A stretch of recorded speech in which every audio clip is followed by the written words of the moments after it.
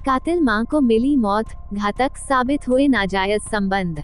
उत्तर प्रदेश के जिला फिरोजाबाद के थाना टूंडला क्षेत्र के मोहल्ला इंदिरा कॉलोनी में 19 सितंबर 2018 को दोपहर 2 बजे गोली चलने की आवाज से सनसनी फैल गई।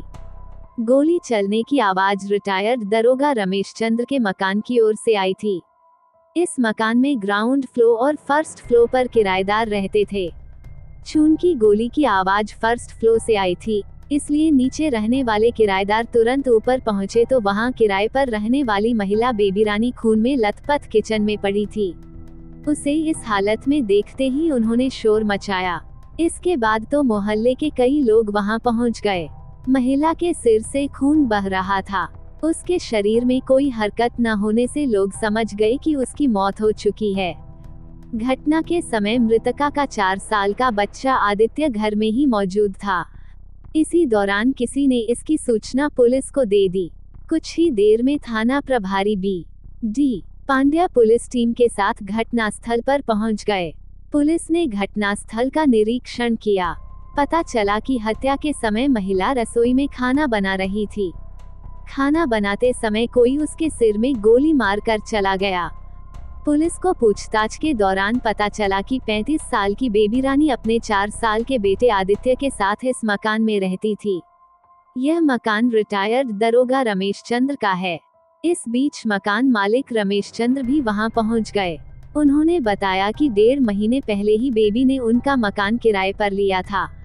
इससे पहले यह इसी क्षेत्र में अमित जाट के मकान में किराए पर रहती थी। थाना प्रभारी ने महिला की हत्या की जानकारी अपने उच्चाधिकारियों को दे दी।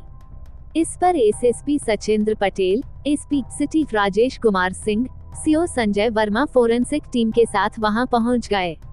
उच्चाधिकारियों ने घटनास्थल का निरीक्षण किया। इसके साथ ही पुलिस ने कार्रवाई शुरू कर दी। फोरेंसिक टीम द्वारा कई स्थानों से फिंगरप्रिंट उठाए गए। घटनास्थल का जायजा लेने पहुंचे एसएसपी सचिंद्र पटेल के निर्देश पर थाना प्रभारी ने जरूरी कार्रवाई कर लाश को पोस्टमार्टम के लिए जिला अस्पताल भिजवा दिया।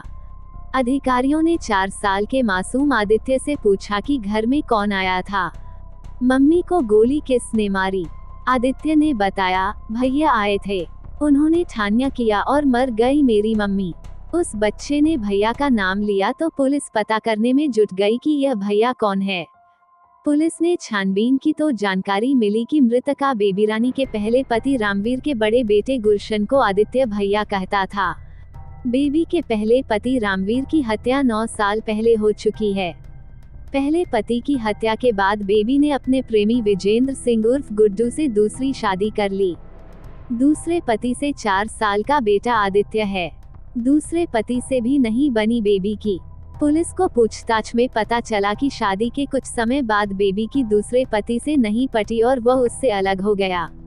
वर्तमान में वह आगरा में रह रहा है।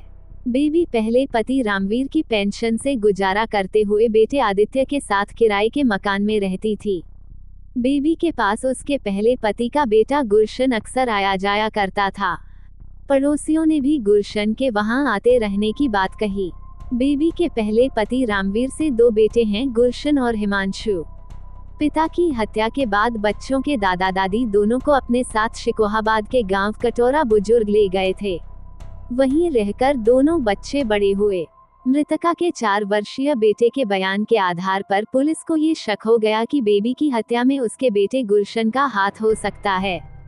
जांच के दौरान ये भी पता चला कि दूसरा पति विजेंद्र सिंह पिछले 2.5 साल से अपने बेटे आदित्य को देखने तक नहीं आया। चूंकि पुलिस का शक 20 वर्षीय गुलशन की तरफ था, इसलिए पुलिस सरगर्मी से उसकी तलाश में जुट गई। थाना प्रभारी बी.डी. पांड्या दूसरे दिन पुलिस की एक टीम के साथ गांव कटोरा बुजुर्ग पहुंचे। घर पर उसका बीमार भाई हिमांशु मिला। उसने बताया कि उसे मां की हत्या के बारे में कोई जानकारी नहीं है। उसने बताया कि गुलशन घर पर नहीं है, वह दिल्ली में रहकर काम करता है, लिहाजा पुलिस टीम वहां से बैरंग लौट आई। 29 सितंबर को पुलिस ने मुखबिर की सूचना पर आरोपी गुलशन को एतमादपुर तिराहे से बाइक सहित गिरफ्तार कर लिया। गुलशन बाइक से कहीं जा रहा था। गिरफ्तार करने वाली टीम में थाना प्रभारी बी.डी. पांड्या, एसआई मुकेश कुमार, सुरेंद्र कुमार, इब्राहिम खां, धर्मेंद्र सिंह शामिल थे। गुलशन की निशानदेही पर हत्या में प्रयुक्त तमंचा पुलिस ने बरामद कर लिया। आरोपी गुलशन ने थाने में मौजूद एसपी सिटी राजेश कुमार सिंह द्वारा की गई पूछताछ में जो कहानी बताई वह इस प्रकार थी।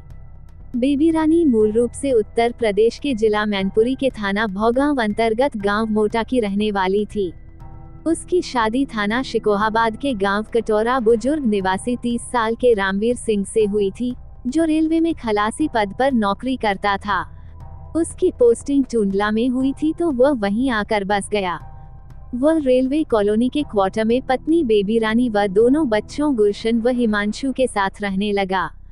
तीखे नैननक्श, सुंदर और शोक अदाओं वाली बेबी के प्रेम संबंध हाथरस के सादाबाद के रहने वाले गजेंद्र उर्फ गुड्डू से हो गए थे, जो कि रेलवे में गार्ड था तथा टुंडला के रेस्ट कैंप में ही रहता था। रामवीर के ड्यूटी पर जाने के बाद गुड्डू बेबी से मिलने उसके क्वार्टर पर पहुंच जाता था। इसकी भनक जब रामवीर को लगी तो उसने बेबी पर निगाह रखनी शुरू कर दी। वह पत्नी पर सख्ती करने लगा, जिसकी वजह से बेबी अपने पति से नाखुश रहने लगी। गहरी साजिश रची थी हत्या की। 3-4 अक्टूबर 2009 की आधी रात को जब पूरा परिवार घर में सोया हुआ था, तभी रात लगभग 2 बजे 2 व्यक्ति उसके क्वार्टर पर आए तथा दरवाजा खटखटाया। जैसे ही बेबी ने दरवाजा खोला, उन्होंने सोते हुए रामवीर को दबोच लिया तथा चाकू से उसका गला रेत कर उसकी हत्या कर दी। उस समय घर पर उसका बेटा गुलशन 11 साल का था। बेबी अपने प्रेमी गुड्डू के प्रेमपाश में पूरी तरह बंध चुकी थी। उससे अवैध संबंध थे। अवैध संबंधों में बाधक बनने पर रामवीर भेंट चढ़ गया। इस मामले में तत्कालीन एसएसपी रघुवीर लाल को बेबी रानी ने बताया कि जगदीश नामक व्यक्ति ने दरवाजा खुलवाया था। उसके साथ एक व्यक्ति कोई और था। उनके द्वारा पति को चाकू मारने पर वह चीखी चिल्लाई, लेकिन कोई सहायता के लिए नहीं आया। घटना के बाद पड़ोसी वहां पहुंचे, लेकिन तब तक बदमाश भाग गए। पुलिस जांच पड़ताल कर ही रही थी, तभी पुलिस को मृतक के 11 वर्षीय बेटे गुलशन ने ऐसी जानकारी दी कि उससे न सिर्फ हत्यारे के बारे में जानकारी मिली बल्कि हत्या की वजह भी सामने आ गई। एसपी रघुवीर लाल के निर्देश पर मृतक के चश्मदीद बेटे गुलशन व दूसरे बेटे हिमांशु को भी पूरी पुलिस सुरक्षा प्रदान करने के साथ उन बच्चों की मां बेबी रानी को हिरासत में ले लिया गया था। घटना की रिपोर्ट मृतक के भाई श्यामवीर सिंह ने अपनी भाभी बेबी रानी और उसके प्रेमी गजेंद्र उर्फ गुड्डू व शाहिद के विरुद्ध दर्ज कराई थी। मेरे पिता को हत्यारों ने जिस तरह से मारा है, उन्हें उनकी सजा में ही दूंगा, कोई और नहीं। ये बात गुलशन ने तत्कालीन एसपी से कही तो वह भी सन्न रह गए। उन्होंने जब उससे उसके पिता की हत्या के बारे में पूछा तो उसकी आंखों में खून उतर आया था। घटना के चश्मदीद गुलशन ने तब पूरी घटना को बताते हुए कहा था कि बस उसे अपनी रिवॉल्वर दे दो, वह अपनी मां को अभी मार देगा। उसने सिर्फ हत्यारों की पहचान ही नहीं कराई बल्कि अपनी मां की पोल भी खोल दी थी। उसने बताया, बदमाशों ने उसके पिता को पलंग से खींचकर जमीन पर गिराया, तभी वह जाग गया था। इस दौरान उसकी मां उसे खींचकर दूसरे कमरे में ले जाने लगी थी। पिता की चीख पर जब उसने पलट कर देखा तो उसने पिता के गले में चाकू घुसा पाया। इस दौरान उसने मां के रोने की बात को नाटक बताया था। गुलशन के सामने हुई थी पिता की हत्या। इस छोटी सी उम्र में अपनी आंखों के सामने हुई पिता की हत्या से उस समय मासूम गुलशन के चेहरे पर बदले की भावना के तीखे तेवर स्पष्ट दिखाई दे रहे थे। पुलिस कस्टडी में बैठी बेबी रानी को तब उसके प्रेम संबंधों के चलते न ही प्रेमी मिल पाया था और न ही पति रहा और बच्चे भी उससे दूर चले गए थे। पिता की हत्या के बाद बिखरे रिश्ते अंत तक नहीं जुड़ पाए। गुलशन पिता की हत्या का चश्मदीद गवाह था। बेबी जेल से जल्दी छूट आई थी। वह पति की पेंशन से अपना खर्च चला रही थी। गुलशन ने रिश्तों की बर्फ पिघलाने की हर संभव कोशिश की। उसने मां को दादा दादी के गांव चलकर रहने की बात कही, लेकिन उसने साफ इनकार कर दिया।